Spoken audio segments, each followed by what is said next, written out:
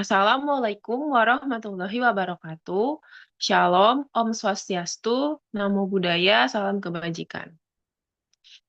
Eh, pada kesempatan kali ini, izinkan saya, Taskia Maharani, dan rekan saya, Maulidina Artika Trifani, eh, mempresentasikan untuk program studi mata kuliah teori akuntansi oleh dosen pengampu Pasparta. Dalam chapter 2 tentang accounting, teori, construction, dan IT research methodology. Selanjutnya, next, ini ada 7 materi yang akan kita bahas pada uh, chapter ini. Yang pertama ada pragmatic theories, yang kedua ada syntactic and semantic theories, yang ketiga ada normative theories, dan keempat ada positive theories, kelima ada difference perspective, enam scientific approach applied to accounting, dan yang ketujuh ada issues for auditing demi-construction. Pertama, kita akan masuk ke pembahasan pragmatic theories. Nah, apa sih itu pragmatic theories? Pragmatic theories adalah pendekatan yang dimana berfokus pada apa yang dilakukan oleh akuntan dan bagaimana pengguna laporan bereaksi terhadap informasi akuntansi yang berkaitan dengan pengujian kebermanfaatan informasi baik dalam konteks pelaporan keuangan eksternal maupun manajerial. Nah, next-nya ada dua bentuk utama dalam teori pragmatis ini. Yang pertama ada descriptive pragmatic theories, yaitu di mana teori ini tuh pendekatan induktif yang di mana perilaku akuntansi itu diamati. Teori ini dapat dikembangkan sesuai situasi tertentu bagaimana akuntan bertindak pada kenyataannya. Kelemahannya untuk teori ini adalah tidak menilai kualitas informasi, konsistensi mempertahankan status quo, dan terlalu berpusat pada perilaku akuntan dan reaksi pengguna.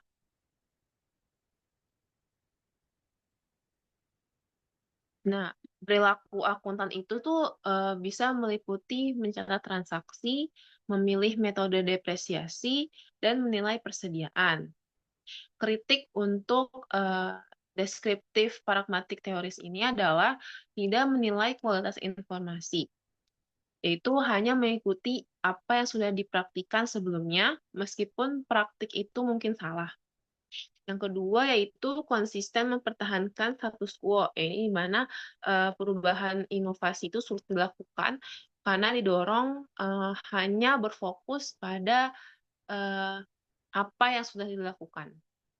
Yang ketiga yaitu terlalu berpusat kepada perilaku akuntan dan reaksi pengguna, bukan pada nilai intrinsik atau kebenaran informasi akuntansi seperti aktiva, hutang, dan pendapatan.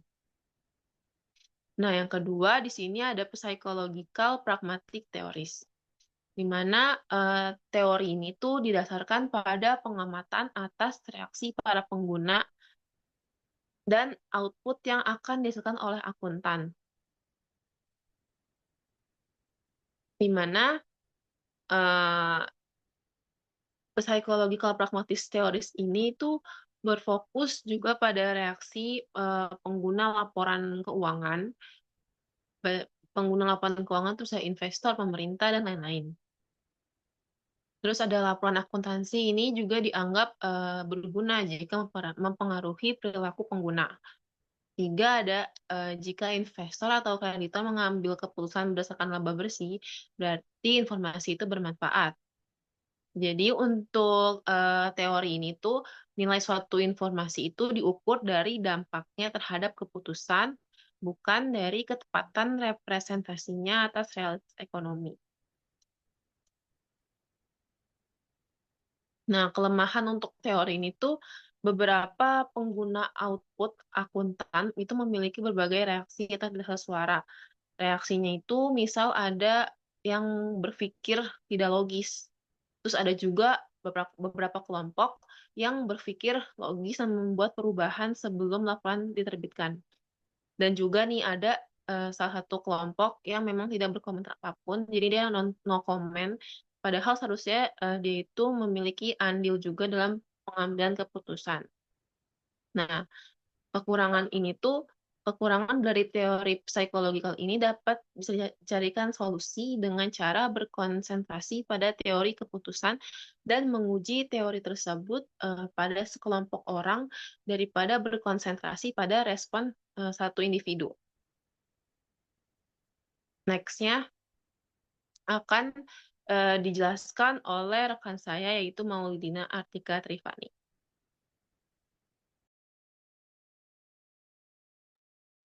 Baik, terima kasih Taskia atas kesempatannya untuk materi atau sublist untuk teori akuntansi yang sedang kita bahas hari ini, yaitu ada synthetic and semantic theories.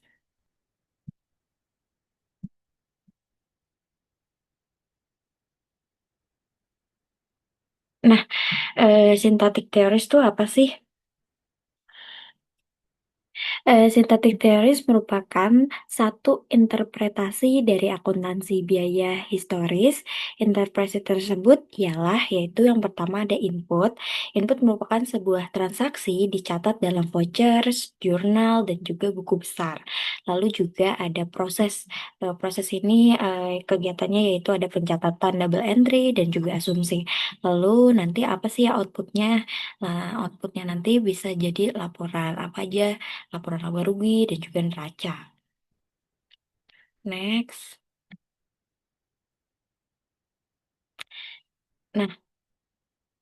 Nah, sintetik teoris ini nih juga ada kelemahan dan juga argumen dari Sterling.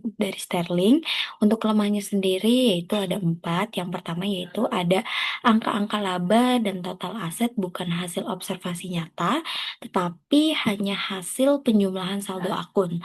Lalu kelemahan yang kedua yaitu ada adanya inkonsistensi logika. Lalu yang ketiga, kelemahannya itu akuntansi historis dianggap mirip atau double think, percaya pada dua hal kontradiktif. Lalu yang keempat yaitu kelemahannya definisi depresiasi sering kali rancu. Apakah mencerminkan penurunan fisik, penurunan nilai pasar, atau sekedar alokasi biaya sih gitu kan. Lalu argumen dari Sterling yaitu laba dan depresiasi sulit ditentukan.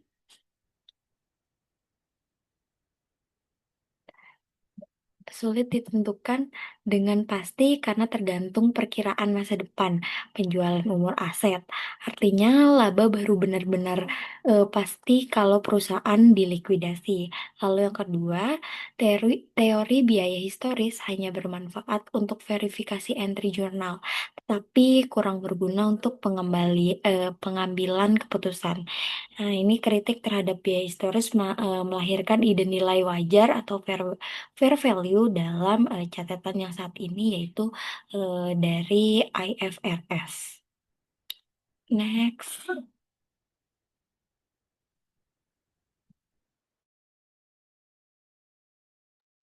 Nah, semantik teoris ini membahas bagaimana realita kegiatan perusahaan angka dan laporan dalam bentuk simbol-simbol laporan keuangan. Nah, tujuannya apa sih?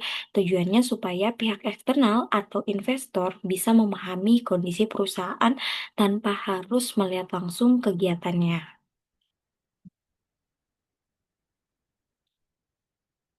Nah, Dilihat dari sisi bahasa, berikut tiga kerangka teori akuntansi ya, dari Hendriksen pada tahun 1989, yaitu ada pragmatik, sintaktik, dan juga semantik.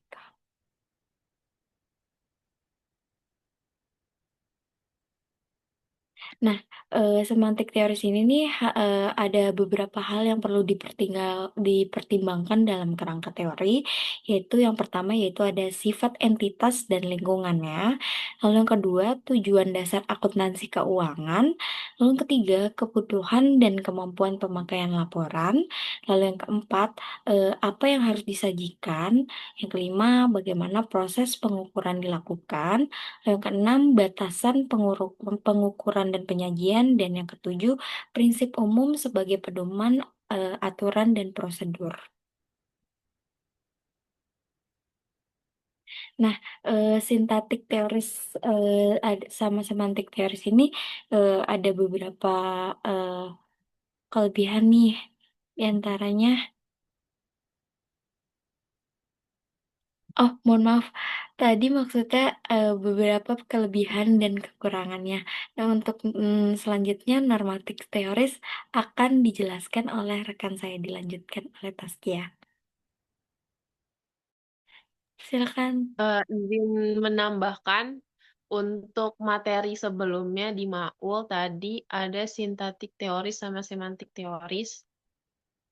Eh, Maul tolong ke slide sebelumnya, Ul, yang Hendriksen tadi.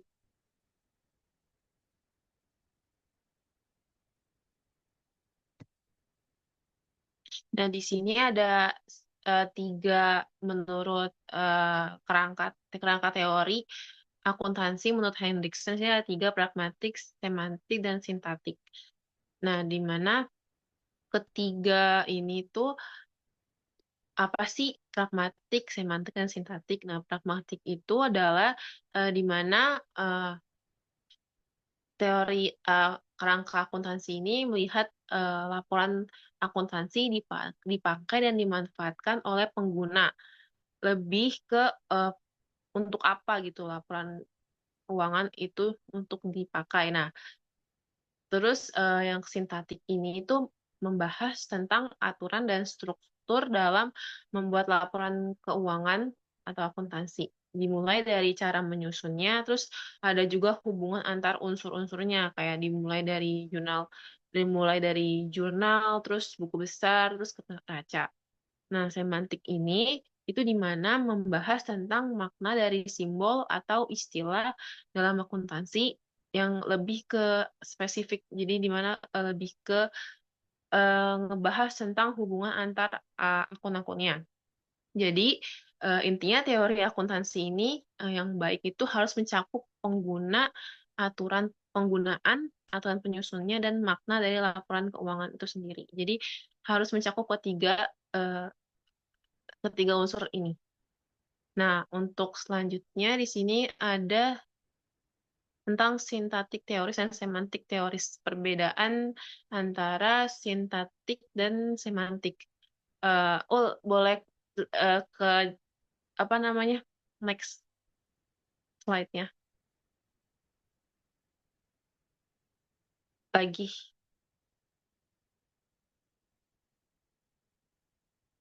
Nah, yang ini yang itu tadi. Nah, perbandingan antara sintaktik teoris sama semantik teoris. Di mana sintaktik ini tuh menekankan pada konsistensi internal antar konsep dan aturan. Semantik teoris ini menekankan kepada kesesuaian laporan keuangan dengan kenyataan yang ada di lapangan. Nah, kedua teori ini sangat penting karena teori sintaktik ini tuh memastikan laporan harus runtut dan harus logis. Semantik ini memastikan laporan keuangan tuh relevan dan mewakili realitas di kehidupan sehari-hari. Nah, nextnya saya akan membahas tentang normatif teoris. Untuk normatif teoris, ini dimulai pada tahun 1950 sampai 1970-an. Tapi masa keemasan dari teori normatif ini itu tahun 1950 sampai 1960. Nah, teori normatif ini tuh bersifat perspektif dengan menjelaskan bagaimana akuntansi ini seharusnya dilakukan. Terus juga teori normatif ini tuh nggak hanya mendeskripsikan praktik yang ada, tapi juga memberikan rekomendasi ideal untuk meningkatkan kualitas laporan. Selanjutnya, next,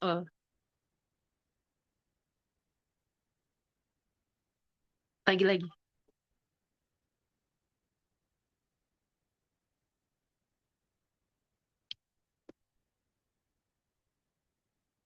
Nah, teori normatif ini tuh eh, banyak dikembangkan oleh para pakar akuntansi. Di antaranya itu ada dua. Di sini itu yang terkenal ada Edward and Bell tahun 1961 tentang current cost accounting, di mana Edward dan Bell ini tuh menekankan akuntansi harga kini atau current cost accounting, di mana penilaian aset dan laba itu berdasarkan biaya pengganti sekarang atau current replacement cost, bukan harga historis. Nah, tujuannya itu untuk memberikan gambaran lebih realistis tentang profitabilitas. Yang kedua yaitu melindungi modal perusahaan dari pengaruh inflasi. Jadi kayak biar nggak kelihatan untung banget, tapi padahal biaya penggantinya itu naik. Nah, terus yang kedua ada tokoh penting lainnya juga ada Chambers tahun 1966. Dia tuh ngusulin metode Continuously Contemporary Accounting atau COCOA, itu yaitu tuh berbasis nilai pasar saat ini, di mana laporan keuangan itu harus disusun berdasarkan nilai pasar saat ini atau current market value, ya, bukan biaya historis. Jadi tujuannya itu untuk laporan keuangan tuh benar-benar mencerminkan posisi keuangan yang relevan dalam pengambilan keputusan. Jadi di masa berjalan gitu, bukan angka masa lalu. Jadi dia bukan biaya historis. Nah, mereka itu untuk fokus utama tokoh kedua tokoh penting ini mengembangin teori ini tuh untuk apa sih? Untuk pengukuran laba di tengah inflasi dan perubahan harga aset gitu di tahun itu. Nextnya ada pendekatan teori normatif. Nah, pendekatan teori normatif ini ada dua, yaitu ada true income dan decision usefulness. Di mana true income ini itu tuh untuk mencari pendapatan yang benar-benar dengan cara mencari ukuran laba yang paling tepat secara ekonomi. Tapi tidak ada kesepakatan karena setiap metode pengukuran punya kelemahan sehingga masih banyak perdebatan di kalangan tokoh-tokoh penting tadi itu. Terus yang kedua ada decision usefulness, di mana uh, teori ini tuh berguna untuk pengambilan keputusan laporan, dan juga membantu para pemakai laporan keuangan seperti investor, kreditor, dan manajer dalam membuat keputusan yang rasional. Terus data akuntansi ini juga harus relevan karena untuk memutuskan eh, beli, tahan, atau jual saham. Teori ini tuh menekankan akuntansi sebagai sistem pengukuran atau profit dan nilai bisa dihitung dengan tepat. Selanjutnya, next-nya ada ciri-ciri teori normatif. Di sini ada 5 ciri-ciri. Yang pertama yaitu menetapkan tujuan akuntansi, ruang lingkup, dan definisi konsep penting. Yang kedua, menyusun prinsip dan aturan akuntansi. yang logis dan konsisten. Yang ketiga, laporan keuangan harus menggambarkan kondisi perusahaan yang seharusnya. Keempat, pengguna laporan keuangan bisa merasakan seolah-olah melihat langsung kegiatan perusahaan lewat laporan. Jadi nggak harus terjun ke lapangannya langsung. Jadi dia cuma ngecek laporan keuangan tuh udah bisa menyimpulkan bahwa perusahaan ini tuh berprofit atau tidaknya. Yang kelima yaitu metodenya itu lebih banyak deduktif atau konsep dan logika. Next-nya, nah, akhir era dari teori normatif ini tuh berakhir pada awal tahun 1970, di mana pendekatan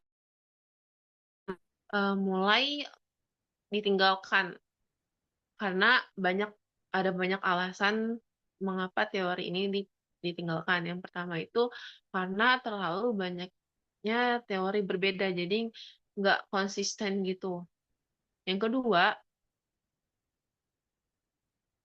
eh, munculnya pendekatan empiris baru dengan data pasar dan metode statistik. Jadi itu pendekatan empiris ini di mana tuh pendekatan yang tadi itu yang lebih ke lebih ke kenyataannya gitu. Tapi dia juga pakai eh, pengalaman juga gitu di situ.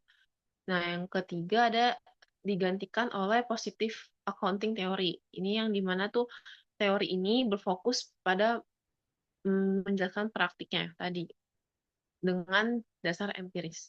Nah, kesimpulannya dari teori normatif ini yaitu teori normatif ini tuh berusaha memperbaiki praktik akuntansi dengan menentukan apa yang harus dilakukan.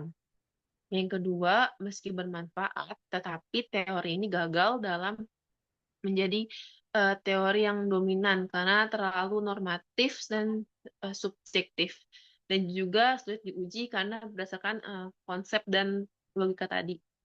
Yang ketiga, itu peralihan ke teori positif ini menandai bahwa pergeseran dari ideal ini menuju ke realitas empiris atau yang bisa disebut dengan kenyataan yang bisa dibuktikan dengan fakta, data, dan pengalaman. Selanjutnya, ada positif teoris yang akan disampaikan oleh rekan saya, Maulidina. Baik, terima kasih. Untuk selanjutnya yaitu ada positif teoris. Nah, positif teoris ini tuh apa sih? Positif teoris ini dikembangkan pada tahun 1970, menjelaskan dan memprediksi, positif teoris adalah menjelaskan dan memprediksi praktik akuntansi, bukan menentukan apa yang seharusnya. Sifatnya itu deskriptif, deskriptif empiris, yaitu berdasarkan data nyata dan observasi, bukan asumsi ideal. Bagaimana orang yang benar-benar berperilaku dalam akuntansi. Jadi hasilnya itu nyata, kita nggak bisa ngarang dan lain-lain. Nah, selanjutnya yaitu ada hipotesis dalam positif teoris yang dikembangkan oleh Watts dan Zimmerman pada tahun 1978 dan 1986. Nah, di sini tuh ada tiga hipotesis, yaitu ada eh, bonus plan dan hipotesis, lalu ada debt covenant hipotesis, lalu ada political hipotesis. Nah, untuk bonus plan hipotesis ini tuh adalah hipotesis rencana bonus, yang mana manajer yang kompensasinya berbasis bonus, misalnya yaitu ada berdasarkan laba perusahaan, cenderung memilih metode akuntansi yang dapat meningkatkan laba yang dilaporkan. Nah, ini tuh tujuannya apa sih, bonus plan hipotesis ini, yaitu agar mereka bisa mendapatkan bonus lebih besar. Contohnya apa? Yang pertama yaitu contohnya memilih metode depresiasi garis lurus atau straight line dibanding metode depresiasi saldo menurun karena menghasilkan laba yang lebih tinggi di awal, seperti itu. Lalu masuk ke covenant hipotesis. Nah, debt covenant hipotesis ini atau kata lainnya hipotesis perjanjian utang merupakan yaitu perusahaan biasanya memiliki perjanjian utang dengan kreditur yang membatasi eh, rasio keuangan tertentu, misalnya debt to equity ratio. Jadi, jika rasio mendekati batas yang diperjanjikan, manajer biasanya tuh lebih cenderung memilih metode akuntansi yang meningkatkan laba atau ekuitas untuk menghindari pelanggaran perjanjian. Nah, contoh dari debt covenant ini apa? Yaitu mempercepat pengakuan pendapatan mempercepat pengakuan pendapatan agar rasio keuangan tampak sehat dan tidak melanggar perjanjian hutang. Lalu yang ketiga ada yaitu political cost hypothesis atau hipotesis biaya politik. Nah, ini tuh biasanya perusahaan besar atau yang eh, sangat menguntungkan sering menjadi sorotan publik dan pemerintah. Hmm. Biasanya itu digunakan untuk mengurangi tekanan politik, misalnya apa sih gitu, tuntukan pajak yang lebih besar atau regulasi yang ketat. Nah, biasanya manajer bisa memilih metode akuntansi yang menurunkan laba yang dilaporkan. Nah, contohnya apa? Perusahaan besar di sektor energi melaporkan laba lebih rendah agar tidak dianggap mengambil keuntungan terlebih dari masyarakat. Nah, untuk singkatnya dari ketiga hipotesis ini, intinya yaitu untuk bonus plan, manajer ingin laba lebih tinggi supaya bonusnya naik. Nah, untuk yang deep confident ini biasanya manajer ingin laba tinggi atau ekuitasnya kuat supaya tidak melanggar hutang. Nah, untuk political cost tujuannya yaitu manajer justru menurunkan laba supaya nggak dapat tekanan dari publik. Jadi nggak jadi target sama orang pajak gitu. Jadi labanya dikecil-kecilin. Lanjut, ada ciri-ciri positif teoris yaitu menguji teori atau hipotesis dengan data nyata, bukan hanya logika. Lalu yang kedua, mencoba memprediksi tindakan para pelaku, manajer, auditor, investor. Lalu yang ketiga, berakar pada asumsi manusia rasional dan wealth maximization atau ingin memaksimalkan kekayaan. Lalu yang keempat digunakan untuk memahami konsekuensi ekonomi dari standar akuntansi. Hmm. Nah, kalau yang tadi saya sudah jelaskan, yaitu normatif teoris, oh, dijelaskan oleh rekan saya tadi sebelumnya adalah normatif teoris. Nah, yang saya jelaskan barusan adalah positif teoris. Nah, dari eh, kedua inti yang sudah dijelaskan oleh rekan saya sebelumnya dan juga yang saya jelaskan barusan, yaitu kalau normatif teoris itu intinya lebih ke fokus apa yang seharusnya dilakukan, jadi eh, preskriptif dan juga bersifat ideal, yang mana teori ini nih memberikan rekomendasi bagaimana akuntansi sebaiknya dijalankan gitu. Nah, terus dasarnya banyak, yaitu ada logika, etika, dan konsep keadilan. Lalu, untuk normatif teori ini ada kelebihannya juga, terus juga ada kekurangannya pasti dong dari kedua teori ini. Untuk normatif teori ini, kelebihannya bisa jadi panduan normatif, atau aturan yang baik dan ideal. Nah, untuk kelemahannya itu sering dianggap kurang realistis karena tidak selalu dengan praktik nyata di lapangan. Nah, contohnya apa aja untuk penggunaan normatif teoris itu, yaitu teori pengungkapannya tuh penuh, jadi full disclosure teori. Terus juga current value accountingnya itu enggak current value accountingnya itu nggak nyata. Nah, lalu untuk positif teoris itu fokus pada apa yang sebenarnya terjadi.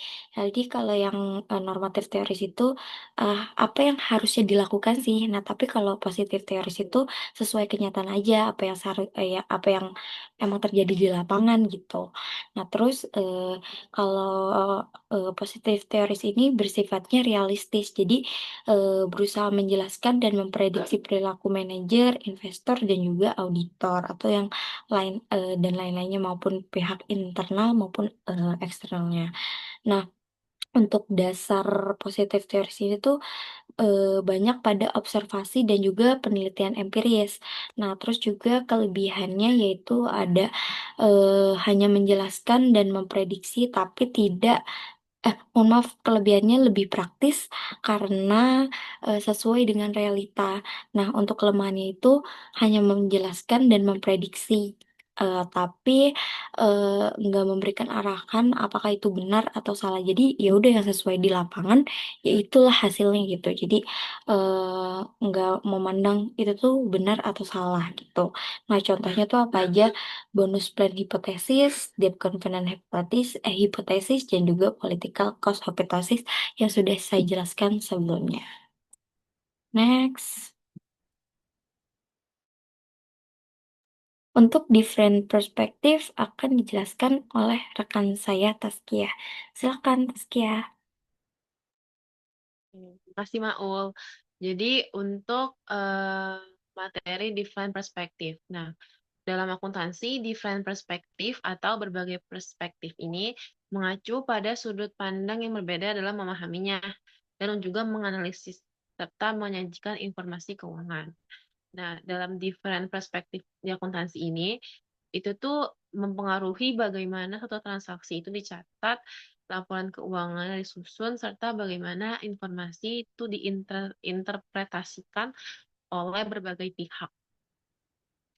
Nah, perspektif utama dalam akuntansi itu sebenarnya ada banyak, ada 6 perspektif. Yang pertama itu ada perspektif akuntansi keuangan atau financial accounting perspektif.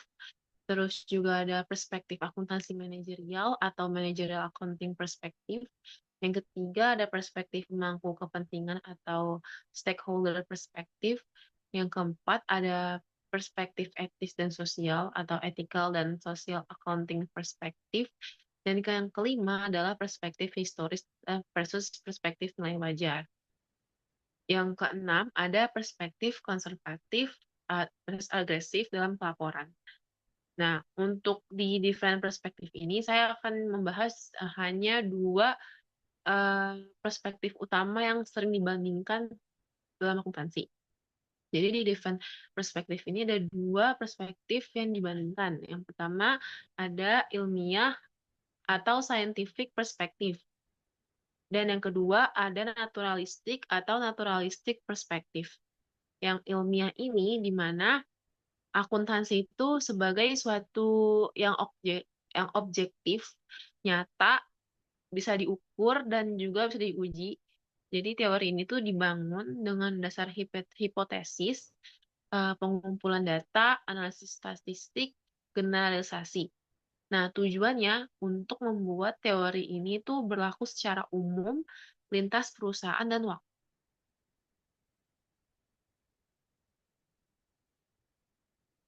Lalu untuk scientific perspektif ini tuh jika ada data yang berbeda atau anomali, itu akan dijadikan suatu penelitian baru. Jadi eh, untuk untuk scientific perspektif ini tuh prosesnya sangat terstruktur dari mulai teori, hipotesis, pengumpulan data, dan pengolahan data. Jadi tuh olahnya itu pakai statistika atau matematika, perhitungan matematika atau statistik. Dan yang terakhir tuh validasi datanya. Nah, ini tuh penelitiannya itu tuh harus menghasilkan suatu pandangan yang bersifat umum dan juga cakupan yang sangat luas. Untuk yang kedua yaitu ada naturalistik, di mana akuntansi ini sebagai konstruksi sosial atau hasil interaksi manusia, budaya, dan organisasi. Nah, naturalistik ini hasil dari pengamatan langsung. Jadi, observasi secara langsung.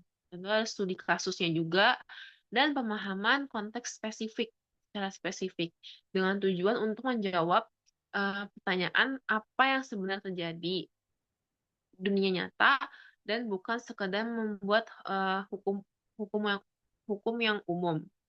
Nah, jadi untuk naturalistik ini tuh dia nggak mulai dari teori, berbeda dengan yang tadi ilmiah. Kalau ilmiah ini kayaknya lebih terkonsep dan lebih berteori. Tapi kalau untuk naturalistik ini dia terjadi secara natural, jadi secara langsung gitu, di situasi yang nyata yang ada di lapangan. Tapi untuk naturalistik ini metodenya itu lebih fleksibel karena dia tuh mengobservasi secara langsung dan juga ada studi kasusnya serta wawancara terhadap pihak-pihak yang eh, berkepentingan dalam eh, perspektif tersebut. Juga ada wawancara serta kerja lapangan. Jadi dia ini nggak menampilkan data yang statistik, berbeda dengan perspektif yang ilmiah. Nah, untuk naturalistik ini cocoknya itu untuk melihat akuntansi sebagai konstruksi sosial. Jadi itu dia lebih ke data kualitatif. Jadi bukan kuantitatif. Untuk next-nya, di sini tuh dalam dalam difference perspektif ini ada 6 dasar kategori asumsi dasar ontologi menurut Tompkins dan Groves. Maul tolong di next. Jadi ada 6 kategori menurut Tompkins dan Groves dalam dasar ontologi. Yang pertama ada reality as a concrete structure. Yang kedua ada reality as a concrete process. Yang ketiga ada reality as a contextual file of information. Yang keempat ada reality as a symbolic discourse. Yang kelima ada reality as a social construction. Dan yang keenam ada reality as a projection of human imagination. Kita bahas yang pertama dulu, reality as a concrete structure. Jadi, hmm, sebenarnya, oh ya, sebelum bahas dulu ke masing-masing 6 kategori ini, yaitu studi ini tuh didasarkan dibuat sama Tompkins dan Grove. Nah, di awalnya itu karena pendekatan studi kasus ini tuh dipandang oleh beberapa peneliti itu sebagai cara yang terbaik untuk mengeksplor atau mengkristalisasi masalah dalam penelitian naturalistik tadi yang dibahas, yang dia menyajikan laporan data kualitatif. Jadi bukan data statistik. Nah, jadi itu karena banyaknya masalah kayak misalkan dalam penelitian naturalistik tadi itu kayak nggak layak untuk mengembangkan metode model teoris sebelum melakukan pengamatan secara empiris. Nah, makanya alternatif terbaik itu dengan cara pendekatan eksplorasi yang dapat diikuti kayak tadi naturalisasi. Nah, terus tapi di sini tuh Tomkins sama Grove tuh nggak setuju karena mereka tuh melihat pendekatan dalam naturalistik tadi itu lebih tepat. Jadi mereka tuh berpendapat kalau naturalistik tadi atau data kuantitatif tadi itu lebih tepat digunakan karena sebagai perbedaan asumsi yang ontologis. Jadi menyiratkan itu tuh bahwa gaya penelitian yang berbeda dapat mempengaruhi pertanyaan penelitian. Nah, dalam 6 kategori ini, yang pertama tuh reality as a concrete structure, di mana menurut Tompkins and Grove ini, poin pertama itu sudut pandangnya tuh objektif. Jadi praktiknya itu akan selalu sesuai dengan struktur konkretnya. Dan outcome atau outputnya itu berupa keputusan dan tindakan yang dapat diambil dengan cara yang mudah diprediksi. Jadi poin satu ini asumsi bahwa itu dunia ini konkret dan stabil. Tapi kita bisa ngelihat nih di di kategori keenam yang terakhir, yaitu reality as a project of human imagination. Jadi di poin keenam ini kan asumsi bahwa dunia ini nggak stabil dan tergantung pada asumsi masing-masing manusia atau bersifat individualis. Jadi semakin ke bawah ini, semakin ke bawah dasar enam kategori ini tuh unsur konkret dari objek penelitian itu semakin hilang. Jadi perlu dipahami untuk pengambilan keputusan dari asumsi yang individualis. Nah, poin pertama sampai ketiga ini, reality as a concrete structure, concrete process, dan kontekstual ini lebih ke pendekatan ilmiah tadi, atau ilmiah perspektif yang tadi tuh. Nah, sementara untuk yang dari 4 sampai ke 6, ini lebih ke pendekatan naturalistik atau symbolic interaction. Jadi, di mana tuh untuk reality as symbolic, reality social construction, dan reality projection ini tuh eh, lebih menginterpretasikan di mana eh, akuntansi itu untuk melihat dunia sebagai hasil dari pembentukan anggapan setiap manusia melalui proses interaksi dan negosiasi gitu. Jadi poin 1 sampai 3 ini lebih ke perspektif ilmiah dan poin keempat sampai keenam ini lebih ke naturalistik perspektif. Jadi Tompkins and Grove ini ngebuat 6 dasar kategori buat ngecombine si ilmiah perspektif dan naturalis perspektif. Nextnya ada perbedaan si pendekatan ilmiah dan naturalistik. Jadi asumsi ontologi yang tadi sebutin itu, kalau penelitian ilmiah itu melihat realitas secara objektif dan konkret atau berwujud. Nah, jadi dia bakal ngehasilin outputnya itu data statistik tadi kan. Nah, terus kalau naturalistik itu melihat realita itu sebagai hasil konstruksi sosial dan imajinasi manusia. Nah, terus untuk ilmiah ini tuh melihat akuntansi itu sebagai objek, sedangkan naturalistik ini melihat akuntansi itu sebagai konstruksi. Lalu ada pendekatan epistemologi yang dimana untuk dalam perspektif ilmiah itu pendekatan ini tuh untuk mengembangkan pengetahuan secara sedikit demi sedikit. Terus juga ada reduksionisme, di mana tuh realita ini terdiri dari jumlah minimum dari beberapa jenis entitas atau substansi. Lalu untuk naturalistik ini, ada holistik atau realitas sebagai sesuatu yang utuh. Jadi bukan sebagai satu kesatuan dari bagian-bagian yang terpisah. Lalu ada kompleksitas. Jadi kalau naturalistik ini tuh melihat adanya dunia ini nggak bisa dipecahkan melalui reduksionisme. Nah, untuk penelitian ilmiah juga ada pengujian hipotesis individu. Sedangkan naturalistik ini hukumnya itu nggak dapat direduksi. Lalu di ilmiah itu hukumnya itu dapat tergeneralisasi. Lalu untuk metodologinya yaitu kalau untuk ilmiah itu pasti terstruktur dan juga dia tuh menggunakan dasar teoritis. Jadi dia bersifat teori, lalu dia juga memvalidasi empiris atau yang tadi, jadi tuh dia juga memvalidasi dari kenyataan secara langsung dan juga ekstensi atau keberadaannya. Nah, kalau untuk naturalistik ini dia tuh abstrak atau nggak terstruktur dan juga dia tuh nggak punya dasar teori atau dia memang tidak ini dia nggak berkonsep dan tidak teoritis. Lalu untuk metodenya, untuk penelitian ilmiah itu modelnya itu formulasi sintaksis atau prinsip pembuat kalimat. Terus kedua, hipotesis dapat dibuat berdasarkan induksi empiris. Yang ketiga, penggunaan metode statistik yang sesuai. Lalu, untuk penelitian naturalistik ini lebih ke studi kasus yang tadi saya sebutin di awal, dan juga wawancara juga kan. Nah, terus untuk naturalistik juga ini juga ada eksplorasi yang lebih fleksibel.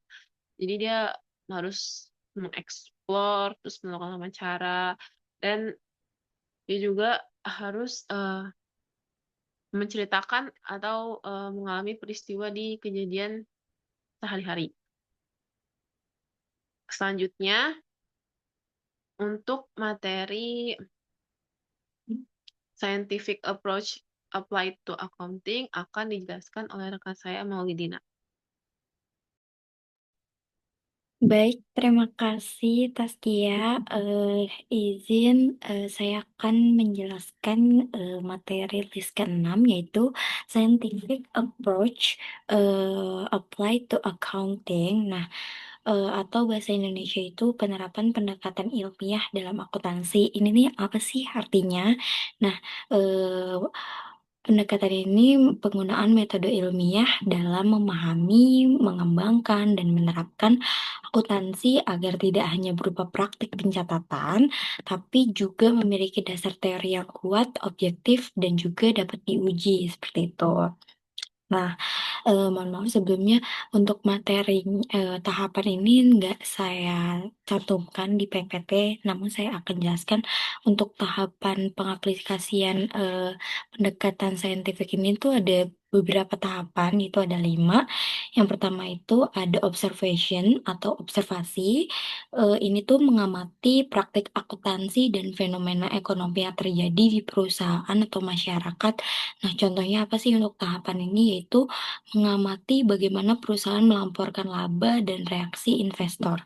Lalu tahapan yang kedua yaitu ada identifikasi problem atau identification of problem, yaitu menentukan isu atau pertanyaan yang perlu dijawab. Nah, contohnya itu ada mengapa sih perusahaan cenderung memilih metode akuntansi tertentu seperti itu.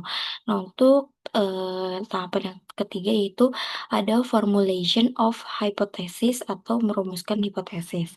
Nah, ini tuh membuat dugaan sementara yang bisa diuji. Nah, contohnya apa? Hipotesis bonus plan dalam teori akuntansi positif yang sudah saya jelaskan. Lalu yang keempat, tahapan yang keempat yaitu testing and verification atau pengujian dan verifikasi. Yaitu ini tuh melakukan penelitian empiris dengan data yang nyata, yaitu menggunakan teori yang sebelumnya, yaitu teori positif. Jadi datanya nyata. Lalu untuk contohnya yaitu menguji hubungan antara perjanjian utang dan pilihan metode akuntansi. Lalu tahapan yang kelima yaitu ada conclusion and theory development, yaitu kesimpulan dan pengembangan teori. Nah, ini tuh apa sih? Menarik kesimpulan dan menyusun teori akuntansi baru atau memperkuat teori yang sudah ada. Next.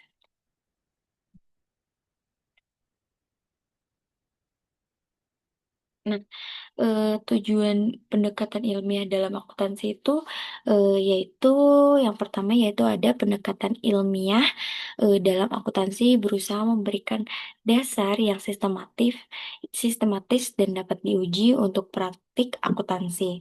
Lalu yang kedua, bukan berarti akuntansi harus menjadi ilmuwan, tapi juga agar akuntansi bisa dipahami, dijustifikasi, dan juga dikembangkan berdasarkan bukti ya, bukan hanya kebiasaan atau opini.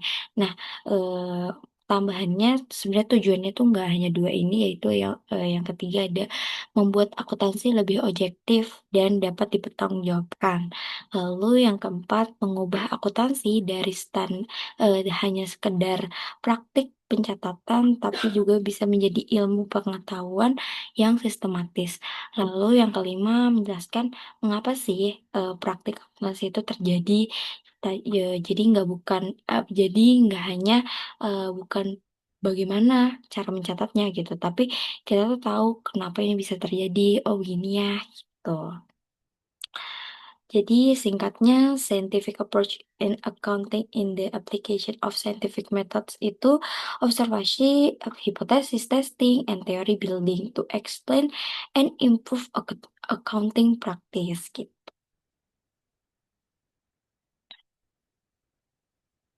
Nah, untuk pendekatan ilmiah ini tuh ada karakteristiknya, yaitu berbasis hipotesis, yaitu teori harus menghasilkan prediksi yang diuji.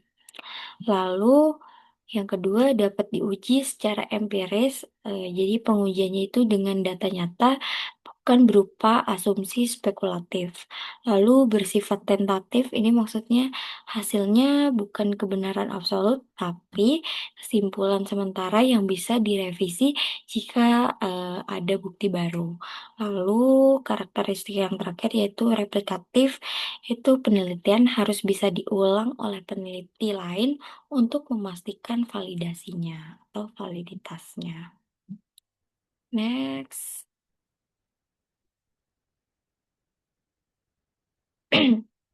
Nah, untuk pendekatan ilmiah dalam akuntansi itu ada kelebihan dan juga kekurangannya.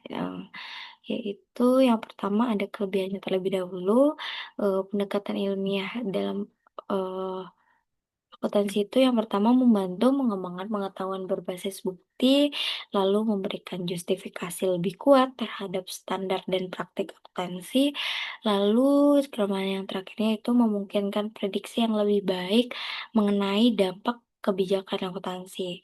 Nah, untuk kekurangannya sendiri yaitu akuntansi bukan ilmu alam, jadi tidak bisa dipelajari hanya dengan metode kuantitatif. Ada dimensi sosial, politik, dan juga budaya yang kompleks. Lalu, kekurangan yang kedua yaitu realistis ekonomi tidak selalu objektif. Jadi, nilai sebenarnya dari aset misalnya bisa sangat subjektif. Lalu yang terakhir terlalu teknis kekurangannya. Kadang melupakan aspek etika, moral, dan juga tujuan sosial akuntansinya.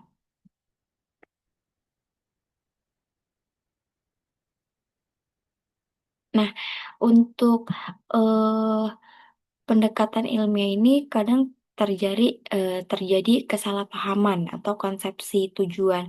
Nah, untuk kesalahpahaman yang pertama yaitu tujuan pendekatan ilmiahnya.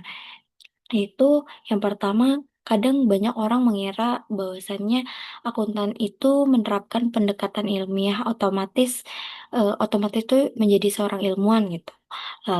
Padahal akuntan adalah praktisi, sementara ilmuwan adalah penelitian. Jadi beda ya antara akuntan dengan prak, ilmu ilmuwan dan juga akuntan. Kalau akuntan itu berdasarkan praktik mereka apa yang sudah terjadi sebelumnya atau transaksi-transaksi yang terjadi, sedangkan kalau ilmuwan ya meneliti gitu, beda sama eh, akuntan apa yang terjadi, sedangkan ilmuwan itu berdasarkan analisis dan juga hasilnya. Lalu kesamaan pahamannya itu berdasarkan analogi di bidang kedokteran atau penelitian. Ilmuwan kedokteran, dokter sama dengan praktisi. Lalu dokter memakai hasil penelitian sebagai alat bantu, tapi tetap harus menyesuaikan dengan kondisi pasien yang beragam. Sama halnya dengan akuntan, yang penting bersikap ilmiah, yaitu menggunakan bukti empiris dan menjelaskan logis saat memberikan rekomendasi menurut metode akuntansi. Jadi kalau tadi saya jelaskan bahwasanya akuntan itu sama ilmuwan berbeda, tapi kalau di kasus dokter ilmuwan itu mohon maaf, akuntan itu sama dengan dokter. Next. Nah, kesalahpahaman pendekatan ilmiah pada akuntansi itu kebenaran absolut. Yaitu ada anggapan bahwa pendekatan ilmiah itu akan memberikan kebenaran mutlak dalam akuntansi. Padahal enggak. Faktanya, ilmu pengetahuan tidak pernah absolut, tapi selalu berkembang sesuai bukti baru. Lalu, fungsinya bukan memberi kebenaran final, melainkan menilai apakah suatu pernyataan itu logis dan dapat dipertanggungjawabkan. Seperti itu. Nah, jadi kesimpulan pendekatan dalam pendekatan ilmiah dalam akuntansi itu memberikan kerangka kerja penting untuk penelitian akuntansi, terutama dalam menjelaskan dan memprediksi praktik. Namun, dia tidak bisa menjadi satu-satunya pendekatan karena akuntansi juga dipengaruhi oleh faktor manusia dan sosial. Jadi, pendekatan ilmiah harus dilengkapi dengan perspektif lain agar akuntansi lebih relevan dan juga komprehensif. Ya, nextnya yaitu ada issues for auditing Hemi Construction. Sebagai materi terakhir kita akan dijelaskan oleh Taskia. Silakan Taskia. Oke, terima kasih Maul. Jadi di sini untuk materi ketujuh yang terakhir adalah issues for auditing TMI construction. Di mana issues ini tuh artinya kan tahu sendiri yaitu adalah permasalahan atau tantangan atau pertimbangan yang akan muncul dalam upaya kita sebagai akuntan itu untuk melakukan eh, atau membuat laporan keuangan atau membuat kerangka teori dan menjelaskan praktik auditing secara sistematis, logis, dan aplikatif. Jadi itu ada hal-hal yang sebagai penghambat atau mempersulit kita dalam menjelaskan praktik auditing. Nah, apa saja sih permasalahan yang akan timbul dalam proses auditing ini? Jadi, uh, next, slide. Jadi di sini ada 5 masalah dalam eh, konstruksi teori auditing. Jadi masalah yang ditimbulkan dalam proses auditing. Yang pertama ada hubungan teori akuntansi dan teori audit. Yang kedua ada perkembangan teori audit. Yang ketiga ada konsep kunci dalam teori audit. Keempat, ada pendekatan penelitian audit. Dan kelima, ada tantangan dalam membangun teori audit. Untuk yang pertama, itu adalah hubungan teori akuntansi dan teori audit.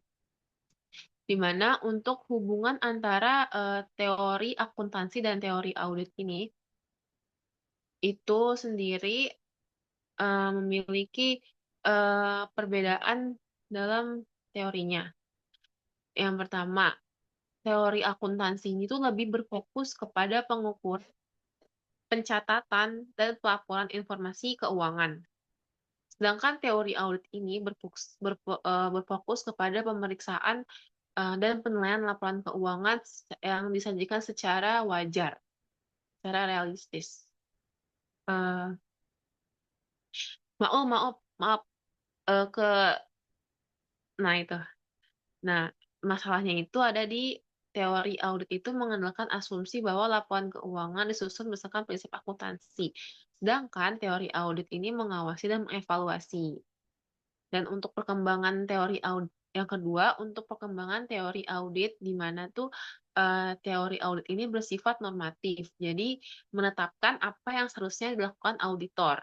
Tapi masalahnya itu adanya misalkan kayak perubahan teknologi, terus regulasi dan harapan publik. Jadi itu membuat praktik audit ini tuh semakin berkembang pesat. Namun, teori ini tuh belum mampu sepenuhnya menjelaskan realitas audit modern, seperti audit berbasis data besar atau big data, terus ada juga AI, dan pelaporan keberlanjutan.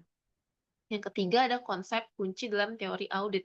Nah, di mana konsep kunci dalam teori audit ini tuh sulit untuk didefinisikan secara teoritis, tapi dapat diukur secara empiris. Contohnya, itu adalah karena dia tuh bersifat psikologis. Jadi tuh apakah si auditor ini tuh benar-benar independen atau hanya tampak independen. Terus juga dilihat dari materialitas. Jadi tuh eh, dianggap biasanya tuh kayak batasan material yang bisa subjektif terhadap orang tersebut. Yang ketiga ada assurance atau tingkat keyakinan, di mana tuh audit itu hanya memberikan reasonable assurance, bukan kepastian yang mutlak. Nah, ini tuh menimbulkan celah atau masalah dalam teori ini. Yang keempat ada skeptis, di mana tuh jadi itu sulit dikuantifikasi dan sangat bergantung pada kepribadian dalam konteksnya. Nah, yang keempat ada penelitian audit, di mana eh, di sini tuh emang nggak berada masalah, tapi untuk untuk untuk ini tuh ada dia tuh nggak ada pendekatan tunggal, jadi dia nggak ada pendekatan tunggal yang komprehensif, jadi sehingga teori audit ini tuh terfragmentasi, tapi sulit untuk membangun teori audit yang solid tanpa pendekatan yang integratif. Yang kelima, tantangan dalam membangun teori, di mana audit ini tuh permasalahannya itu melibatkan kompleksitas sosial, ekonomi, hukum, dan etika. Nah, tantangannya itu ada konflik kepentingan. Jadi tuh auditor ini kan pasti kan dibayar oleh klien dan juga bertanggung jawab kepada publik. Terus juga ada ketidakpastian dan risiko. Jadi tuh auditor tuh tidak bisa mendeteksi semua kesalahan, tapi bisa dituntut karena jika dia membuat pelaporan apa sih membuat kesalahan, dan dia harus tuntut untuk bertanggung jawab. Terus ada tekanan regulasi dan pasar. Jadi itu teori audit ini tuh harus menyesuaikan standar pasar dan terus cenderung berubah-berubah. Dan yang keempat ada kompleksitas global, yaitu praktik audit itu berbeda-beda antar negara dan budayanya. Dan yang terakhir tuh tergantung pada penilaian manusia. Jadi itu nggak semua aspek audit itu bisa disistematisasi atau dikuantifikasi. Nextnya, hubungan teori akuntansi dan teori audit itu, teori audit ini berkembang sejalan dengan teori akuntansi. Nah, audit ini hanya secara pragmatis, yaitu berfokus kepada berfokus kepada deteksi kecurangan dan verifikasi angka dalam laporan keuangan. Tapi seiring berkembangnya akuntansi, audit ini menjadi lebih kompleks dan juga membutuhkan kerangka teoritis yang lebih jelas. Nextnya, perkembangan teori audit. Nah, perkembangan teori audit ini tuh dimulai tahun 1960-an oleh Mautz dan Sharaf yang memperkenalkan teori umum auditing dalam bukunya The Philosophy of Auditing. Yang kedua, mereka itu mencoba memberikan dasar konseptual bagi audit, jadi bukan hanya sekedar praktik teknis. Yang ketiga itu, sejak itu, auditing menjadi semakin dikenal oleh banyak orang sebagai aktivitas profesional yang memerlukan teori, standar etika, dan metodologi ilmiah. Nextnya, selanjutnya, konsep kunci dalam teori audit. Ini ada 5 konsep kunci. Yang pertama ada evidence atau bukti, di mana opini auditor itu harus didukung dengan bukti yang nyata dan cukup relevan. Yang kedua ada do audit care, di mana prinsip kehati-hatian profesional. Jadi itu auditor wajib menjalankan tanggung jawab dengan hati-hati sesuai standar.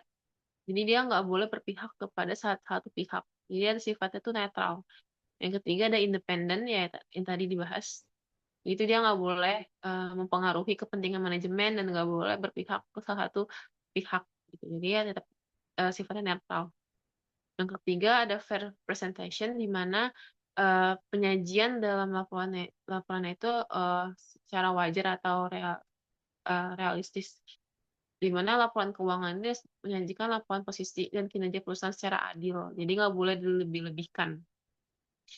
Dan yang kelima yaitu adalah ethical conduct, di mana perilaku etis auditor itu harus menjunjung tinggi integritas, objektivitas, dan profesionalisme. Selanjutnya,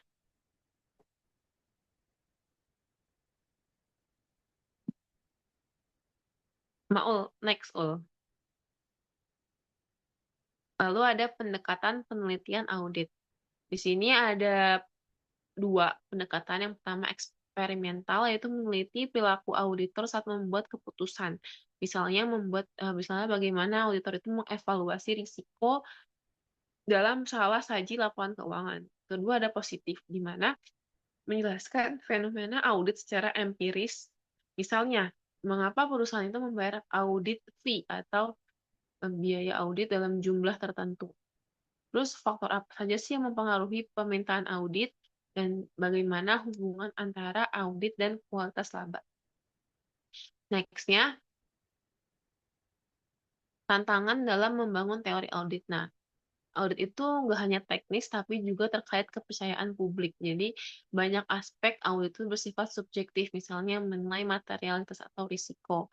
Dan ada konflik juga berkepanjangan, seperti auditor nggak dibayar oleh klien, terus juga dia harus bertanggung jawab apabila dia sewaktu-waktu dituntut sama lembaga hukum, nah, atau sama publik. Terus yang keempat ada eh, kesimpulannya gimana tuh teori audit itu harus mempertimbangkan dimensi ekonomi, perilaku, etika, dan regulasi yang ada di negara tersebut. Selanjutnya, kesimpulannya akan dibacakan oleh Maulidina.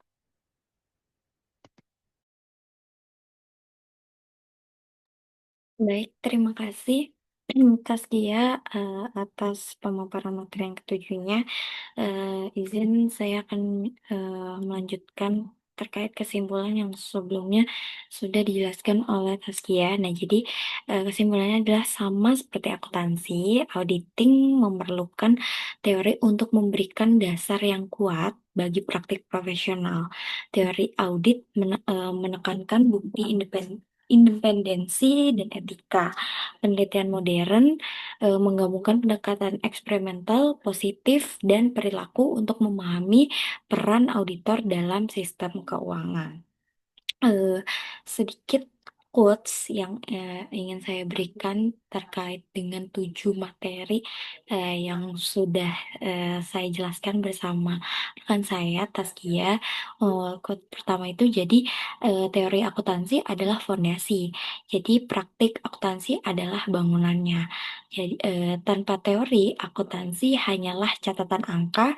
Dengan teori akuntansi menjadi ilmu yang bermakna.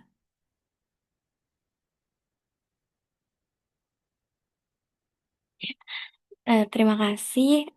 Sampai juga kita di penghujung materi yang sudah kami jelaskan dari ketujuh list of items yang telah kami sampaikan. Semoga 7 materi atau subbab yang kita jelaskan selama 1 jam ini eh, dapat memberikan manfaat bagi teman-teman semua yang mungkin nonton eh, kita nanti di YouTube Pasparta. Kami juga mengucapkan terima kasih kepada Pasparta atas kesempatannya, Bapak. Mungkin itu saja dari saya dan Taskia.